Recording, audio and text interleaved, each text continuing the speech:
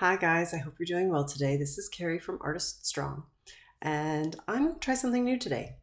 We're going to do something that is unscripted, and I have some emails that I file away where you guys ask me questions or give me ideas for content, and I thought I would answer a few of those without the whole script and see how it feels to have this impromptu conversation with me. So, welcome. If you're new here, my name's Carrie. I created Artist Strong to help self-taught artists who have a home studio, who are feeling stuck and wondering what's next for their art, move from this place of stuckness to confidently creating art in a unique voice. To date, I've helped thousands in the community, and I'd really like to see you join us. If you feel like you have gaps in your learning that hold you back from making your best art, you can enroll in my workshop called How to Create Art from Your Imagination. It's entirely free for you to watch right now, and the link will be provided below this video. So let's look at the emails here. I'm going to read from the email here. So Lynn asked me, setting art goals, what should they look like? I really like this question because I'm very A-type. A lot of people don't think about artists as being A-type, but I am a very structured individual. So for me, I, of course, am going to have a very different approach from a creative who doesn't do well with calendars or deadlines, for example. So the first thing is we need to honor the fact that art goals do not have to be these rigid things that box us in. We should create art goals that are aligned with our individual values and our spirit, the person we are. If it is in your nature to buck at any kind of arbitrary deadline, don't create one. Let's work with a system that's going to help you work towards your goals. And I think of goals as these larger driving, ideas, ambitions we have. For example, I want to have a community element in my work. I'm doing some new work that's starting to do that, where I'm engaging the public and asking them a question about being a primary caregiver. They get to finish the sentence, and I'm inviting these people I don't know into the conversation and asking them to be part of the artwork. And that's something I really value. That's a goal that I've had. I'm meeting it, but now it's about how do I reach more people? How am I going to incorporate other elements of my personal practice into this public project? And I need to be thinking about those things. And that's all aligned with what I want for myself, what feels good for me in my art, and what I want to do with my art. So this all feels like an art goal for me. I think a lot of times people think an art goal is like, I have to make 30K a year with my art, or I need to be, getting a solo exhibition with a major gallery, or I don't know, I have to win a major competition. And all of those things are valid if it's something that's truly important to you. What I find is sometimes people set goals not by looking within themselves to see what they value and ask themselves what they truly want for their art, but they set goals that they start working towards that are more about outside societal definitions of what we should or shouldn't be doing with our art. And sometimes it's about like an outside validation rather than really looking within ourselves. And so for me, that's the heart of setting art goals. We need to ask ourselves, what do I value in the art making process? Got a hair in my eyeball.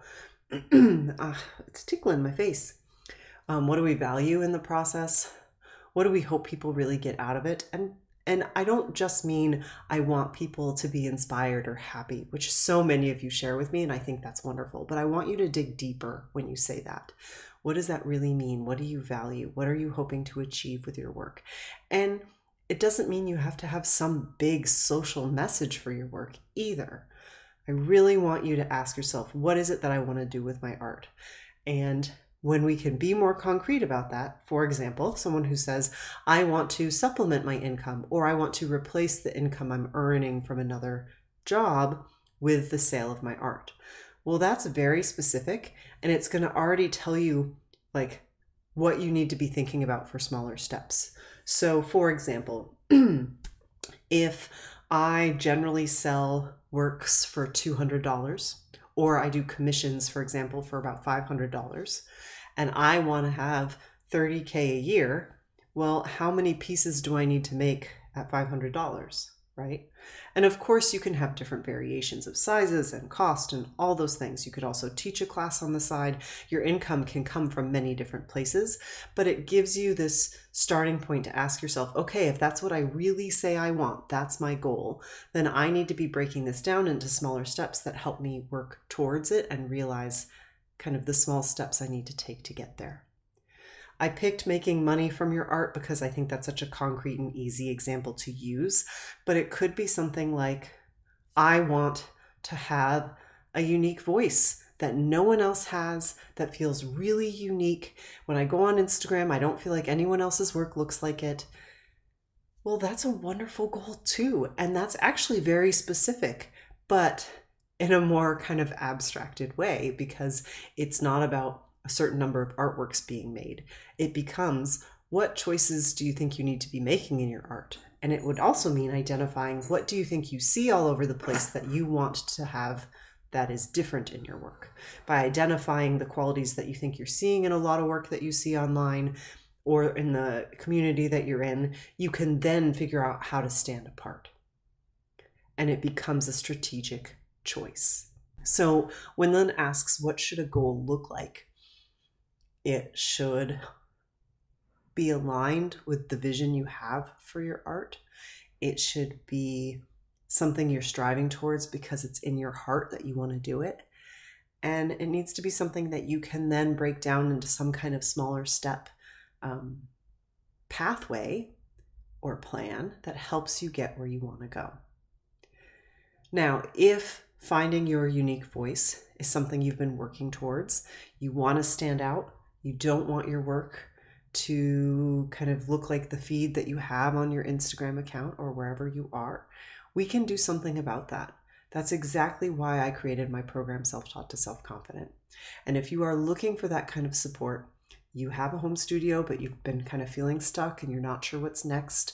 You've taken a bunch of courses that I coin Paint Like Me, which means that you are painting, drawing, making art in the style of the teacher. And while they've been super rewarding, they've taught you so much, you're starting to be curious about what's next for your art and you want more, then let's talk. That's exactly why I built this program. That's the kind of results I get for students in that program.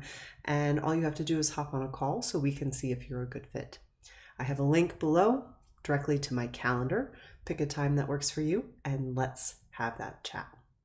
Now, I want to go and look at some of the other questions we have here.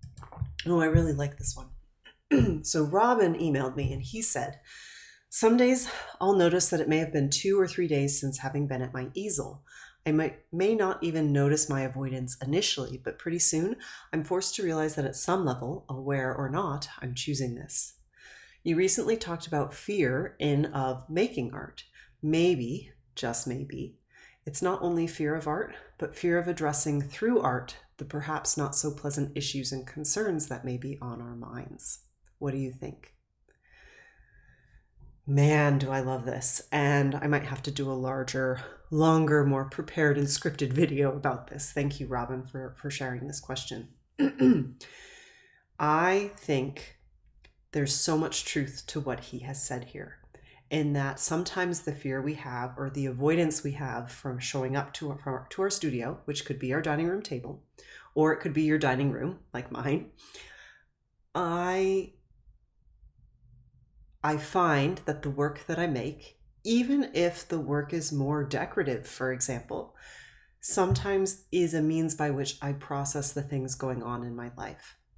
And there's a real direct and obvious example for me that was me drawing a self-portrait as a marionette entitled Self-Portrait at 7 Months. And it was inspired from a selfie I took with me and my daughter when my daughter was 7 months old. It was 7 months into the pandemic, and I was feeling like a puppet. And my work was a very obvious and literal translation of some of the things I was struggling with. And for me, in some ways, I was almost scared to share that work because there's so much perfectionism around parenting and motherhood and whether you're doing things right or wrong, or, you know, if you share something negative about your parenting experience, maybe that means there's something wrong with you as a parent. Like, we have all kinds of kind of messy thoughts around this topic, but I shared it. And instead of having that happen, I had people reach out saying, even without the pandemic, Carrie, before it, I had those feelings too. So not only did taking the risk of making work that actually reflected those fears and vulnerabilities pay off in some way, it became a way to express myself. I actually found connection and new opportunities through sharing that with others. And that would have never happened if I hadn't just taken the leap and made the work. Sometimes the ideas we have or the fears we have are not going to show through in our work, but we feel them while we're making it. And that's yet another reason we can avoid the studio, is because we don't want to deal with the difficult emotions, feelings, thoughts, behaviors that are coming up as a result of doing the art. Because the act of doing is either bringing up our inner perfectionist who's being a huge bully, or it's making some space to emotionally think about something that's been difficult and we're not really ready to navigate all those emotions. There are so many reasons, and I really, really love that Robin is speaking to this. Thank you so much, Robin. And I hope that more of you resonate with this, because I think there are these layers of I'm fearful that my work won't be good enough. I'm fearful of the outcome of the work, that I'm not going to be proud of it. But it can also be I am scared of what I'm going to learn about myself by making this work, because I personally believe making art is a journey in self-improvement, truly. I am a better person because I make art, and it challenges me to look at myself, my values, the way I operate in the world, and how I make time and show up for it. And in so many ways for me, all of that is an act of resistance, for a better word. I don't know, like bucking the status quo, because I'm choosing to do these things. And I would, even if it wasn't a business, because it's that important to me. And that level of value and importance can feel also very scary to share and admit, especially in a world that doesn't celebrate people having hobbies, or activities they like to do in their lives that aren't monetized. That whole notion of productivity, it should always be about a nice finished art. It doesn't have to be that way. So that's some of the thoughts that come up for me.